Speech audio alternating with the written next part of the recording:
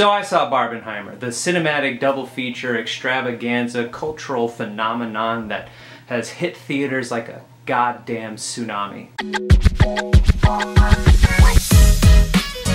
What started out as a giant middle finger from Warner Brothers to Christopher Nolan for leaving after they botched the release of Tenet, you come to find out just how childish and basic bitch Barbies the studio executives can be when their cash cow that is Christopher Nolan leaves and they're like, "We're gonna make sure that Barbie sinks your goddamn movie. How about that? How do you like them apples?" And then the internet came in and said, "Hey, what if we saw these movies the same day?" And the studio executives went, Huh? What? What? Barbenheimer was such a successful campaign that no one could have thought of except for the internet. And you wonder, what type of lessons do you think that the other studios are gonna learn? You think they're gonna learn good ones?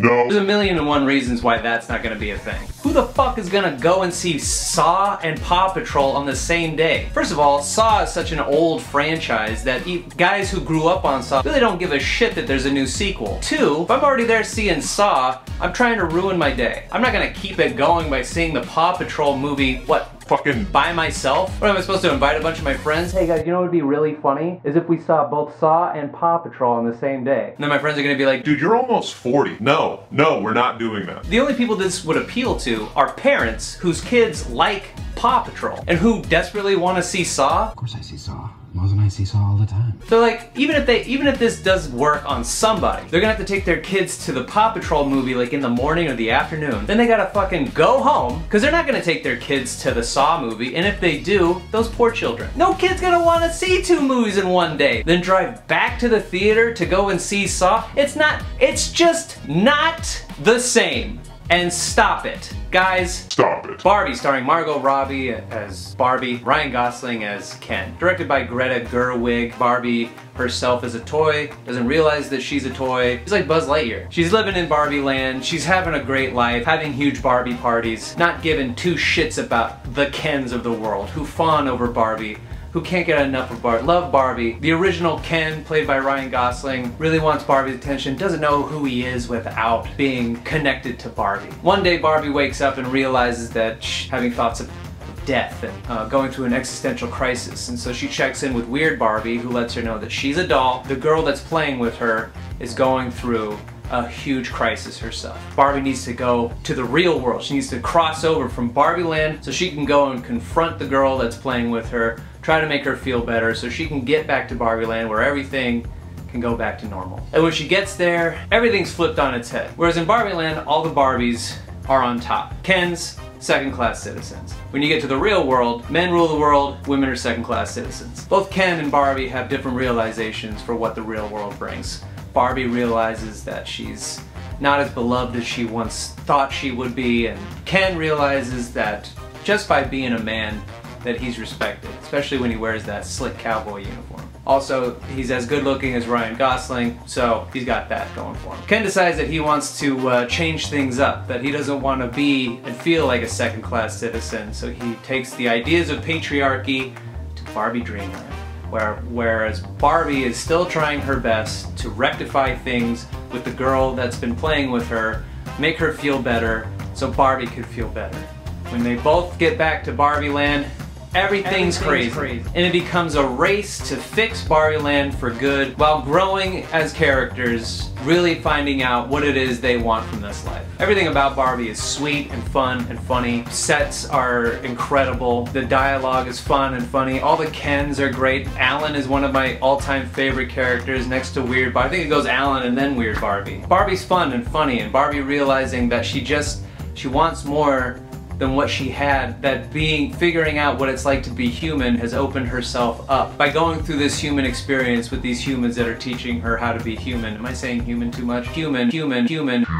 There should be something more to life than just being a Barbie, than just being an object, that she wants to be more. The thing I love most about Ken, I thought that was very ingenious that they did with the Kens, is that, you know, Ken is your typical female protagonist, but Ken's a good surrogate for men around the world to understand what it's like to be a woman in the real world. The reason he feels so bitter and downtrodden in Barbie land is because Barbie just doesn't see him as an equal. And so when he goes to the real world and sees that it's flipped, he takes his anger and his angst that he had towards Barbie not respecting him, he takes it out on her, brings the patriarchy over to Barbie land. The thing that kind of gets old after a while is how often they tell us about the patriarchy. I mean, it is hammered pretty hard consistently throughout the movie, what women go through in the real world. Once you catch on to the idea of what the movie's gonna be about, you're like, okay, but then the movie tells you 3 to 4 to 5 times that's what it's about. And after a while, you're like, guys, I got it. I'm on board. You don't need to keep saying it. I get it. There's a scene where you go to the board for all of the decision makers at Mattel and what they're gonna do with Barbie to find out that everybody on the board is a man. Which I thought was a very good joke. But it's one of many of the same kinds of jokes told throughout this movie. The patriarchy, men being in charge. There's like 3 examples too many. The movie's like close to 2 hours, I think, with, you know, cut down on some of these jokes and just getting from the real world, learning about the patriarchy, back to Barbie land, and then having this character arc for both Ken and Barbie, I think would have made the movie feel a little more succinct. But that's like a really, really small nitpick, because as far as I'm concerned, the movie's still really incredible. There's a lot of great moments of show rather than tell storytelling, where Barbie sits at a bus bench and she just sort of takes in the real world, watching everybody interact, seeing people being happy, seeing people be depressed, connecting with this old woman sitting on the bus next to her. Hard to make a sequel after this when the movie ends, I would say. You know, as far as I'm concerned, Barbie doesn't need to make any more Barbie movies. I would say don't make any more Barbie movies. Let's have just this Barbie. But I'm just one man. You know, what do I know? I think my favorite sequence is the opening sequence. That 2001 Space Odyssey parody they do with girls playing with these babies only to see this big statue monolith Barbie doll that they now freak out and realize their whole world is crumbling around them. They had no idea what joy could be. Everything. I don't understand anything. Oh my god, throw my doll in the air. Barbie. I would say Barbie is probably pretty close to near perfect for me, with a little bit of nitpicks. Made me cry. I give Barbie a 9 out of 10. Would I watch this movie again? Yeah, I feel like this movie is gonna be like the Jim Carrey How the Grinch Stole Christmas. It's gonna be one of those movies that you play on a holiday. I think it's just gonna be something that we all watch all the time. It's gonna be on constantly. Like a movie that's, you know, for a season that's like brightly colored, like, I don't know, like Easter or something. Like, it's just like, hey, it's Flag Day, we gotta watch Barbie. But I would watch Barbie again and again and again. Put it on all the time. I think it's amazing. Margot Robbie's not only beautiful, but one of the best actors out working today. I don't know if you've seen I, Tonya, but yo. See I, Tonya. Oppenheimer. Cillian Murphy plays J. Robert Oppenheimer, the father of the atomic bomb. Directed by Christopher Nolan, also starring, I don't know, fucking everyone? As many white guys as you can shove into a movie, boom, Oppenheimer has it. You got Josh Hartnett, Matt Damon, you got some Disney Channel kids. I never watched, I think it's Drake and Josh. I never watched that show. The Green Goblin from Amazing Spider-Man 2, he's in it. Emily Blunt, Florence Pugh. They're not white guys, but you know, they're in the movie. Iron Man himself, Robert Goddamn Downey Jr. A guy that plays Albert Einstein, I don't know his name, but Albert Einstein's in the movie. The guy who played young Han Solo in the Han Solo movie Solo.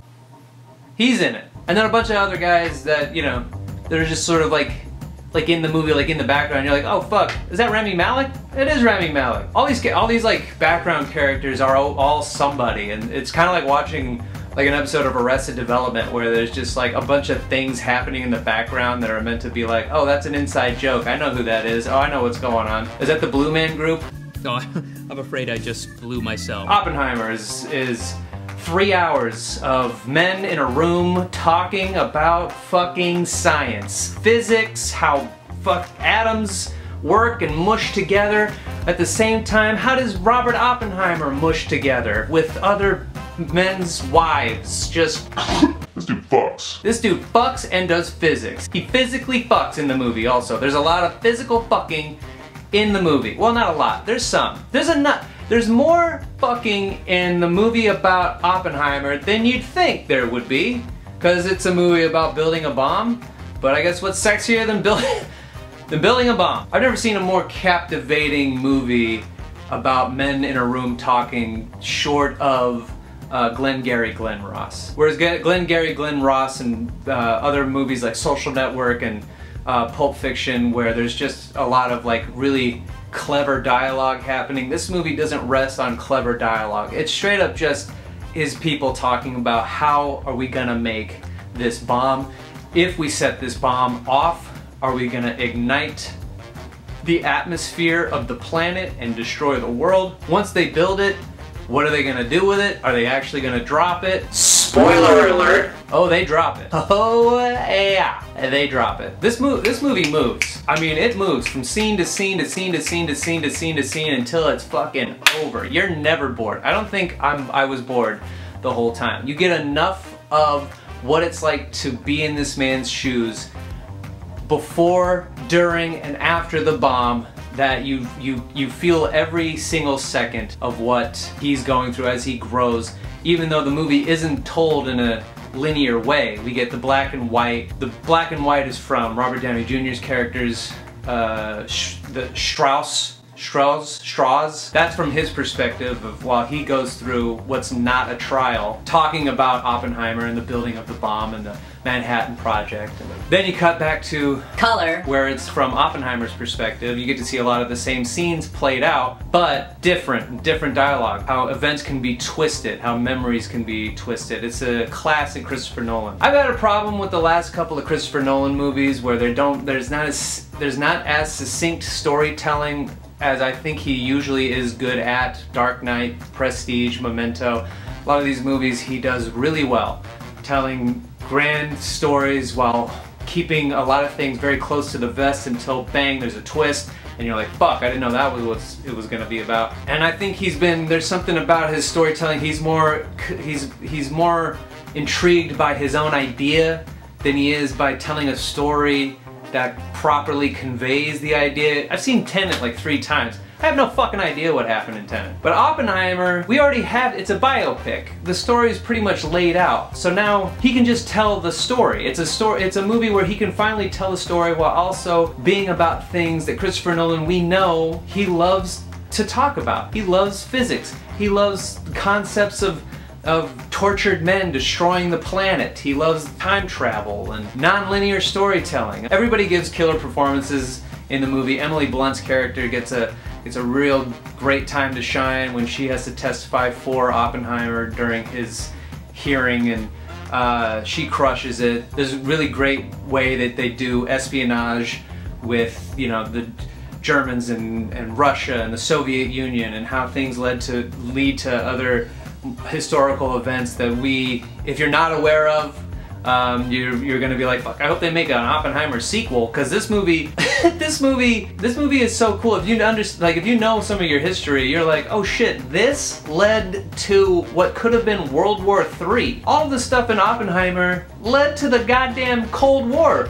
Are we gonna get a sequel? Is there an after credit scene with Nick Fury? Oppenheimer is so great. There's practical effects, practical sets. Cillian Murphy crushes it as Oppenheimer. He's just one of the best actors working today, and he's been in almost every single Christopher Nolan movie. I think he's been in almost all of them, with the exception of a couple. What an incredible time. I've seen Oppenheimer twice now. I think it's probably, I sat on a hill thinking that The Dark Knight, Prestige, and Inception were his best movies, and it would be hard for him to come to the table and make something as good, if not better than these, and I think he's done it with Oppenheimer. Oppenheimer is incredible. I think it's his masterpiece. It's a 10 out of 10. Would I watch this movie again? I'm gonna watch it all the time. As soon as I'm gonna buy it. I haven't bought a DVD or a Blu-ray in a hot minute, but I'm gonna buy it. I will buy Oppenheimer, no problem, as soon as it's available. And then I'm gonna make everyone that I know watch it with me 100,000 times. But what did you guys think? Did you love Barbenheimer? Did you do the double feature? Did you enjoy Barbie and Oppenheimer? Did you only see Barbie? Did you only see Oppenheimer? What did you think of my reviews of either one of them or both of them? Put it down in the comments below. Also, don't forget to subscribe to the channel. I would appreciate it if you did so. Leave a like and a share and do all of that. Do all of it. Or don't, whatever.